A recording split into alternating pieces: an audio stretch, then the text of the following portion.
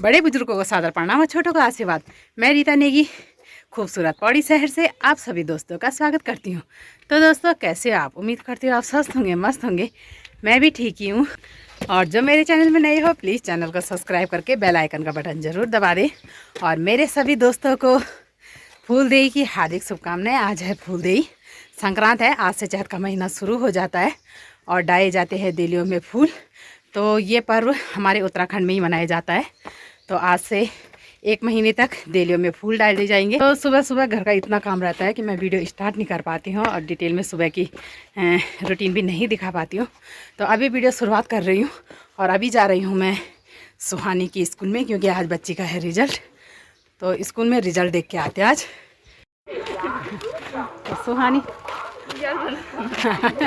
शर्म आ रही है आने में। तो क्या लगता है आपको कितनी परसेंटेज आ जाएंगी? पता नहीं। अनुमानित मैं देख रहा हूँ तेरा अनुमान 80 में आएगी। 80 देखते हैं। तो ये हमारे बच्चों के स्कूल। तो रंगबानी हो रखी है, चुना हो रखा है आजकल। तो पहले ये वाला ग्राउंड कच्चा था, मिट्टी कीचड़ रहता था बरसात में, और अब सुंदर पक्का बन गया है बच्चों के खेलने के लिए। तो कुछ पेरेंट्स आ रहे हैं, कुछ जा रहे हैं।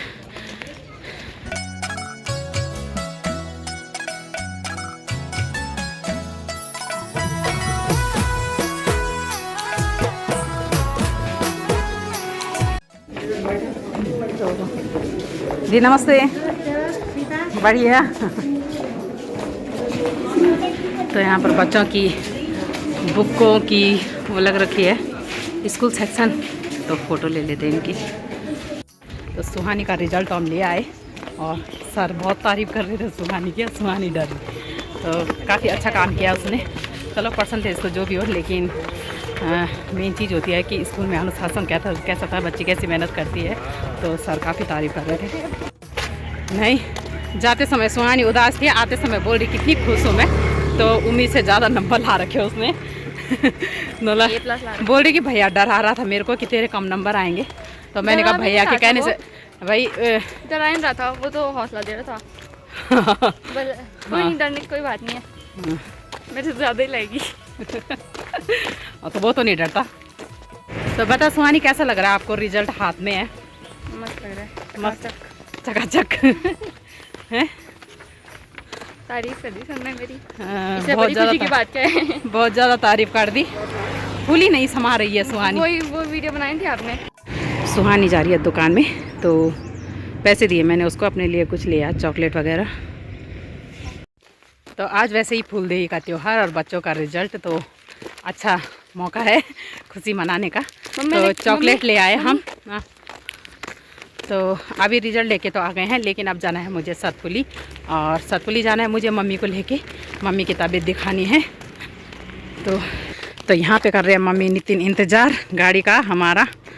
ले चॉकलेट खाते न पास ही। बधाई तो बोल दीदी गुणे शर्माणो च नितिन। तो यहाँ पर बैठ के करते हैं हम बस का इंतज़ार। बस में ही जाना है, क्योंकि स्कूटी में मैं मम्मी को ले नहीं जा पाऊँगी, क्योंकि वजन भी है और एक साइड बैठेगी मम्मी, तो मुझे थोड़ा डर सा लगता है और लॉन्ग ड्राइव है। तो हम स्कूटी में न जाके बस का इंतज़ार करेंगे और सेफली जाएंगे। मैं कोई रिस्क लेना नहीं चाहती।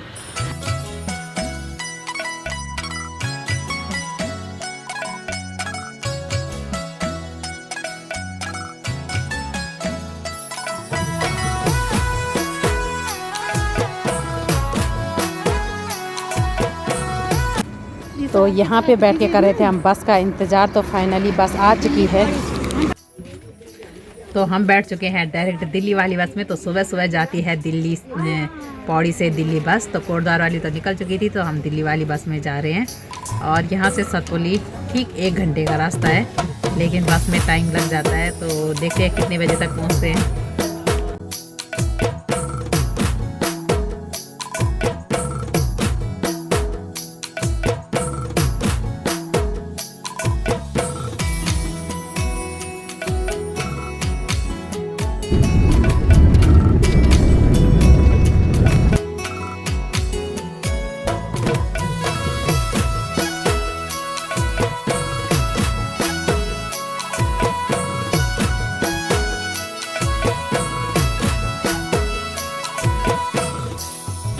सतपुली बाज़ार में तो पहुंच चुके हैं अभी लगभग 11:30 बज गए हैं। और नीचे रोड जाती है हॉस्पिटल के लिए, ऊपर की रोड जाती है कोटद्वार के लिए। तो यहाँ से थोड़ा आगे यहाँ पे लगी रहती है टैक्सियाँ हॉस्पिटल जाने के लिए, तो पता करते हैं आगे चल के।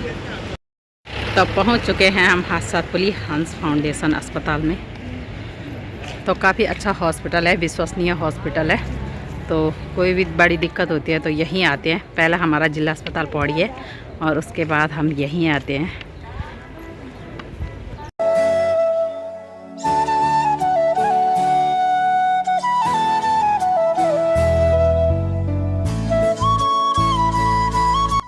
तो हॉस्पिटल से निपट गए हैं, दवाई भी हमने ले लिया, लेकिन अब भूख लग गई है बहुत ज़्यादा।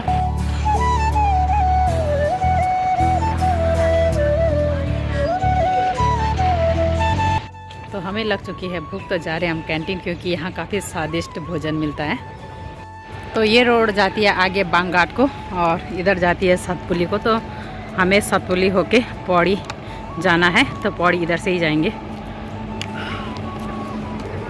और आज एक अच्छी बात ये हो गई कि मेरी मम्मी सास का बेटा मेरा देवर आया हुआ है यहाँ गाड़ी लेके, वो रहदुल से किसी और को लाया, तो अब उसी के साथ चलते हैं। उसकी गाड़ी में जगह है तो उसके साथ चलते हैं। हाँ, सामने में है वो उसकी गाड़ी, तो हमारा इंतज़ार कर रहे हैं।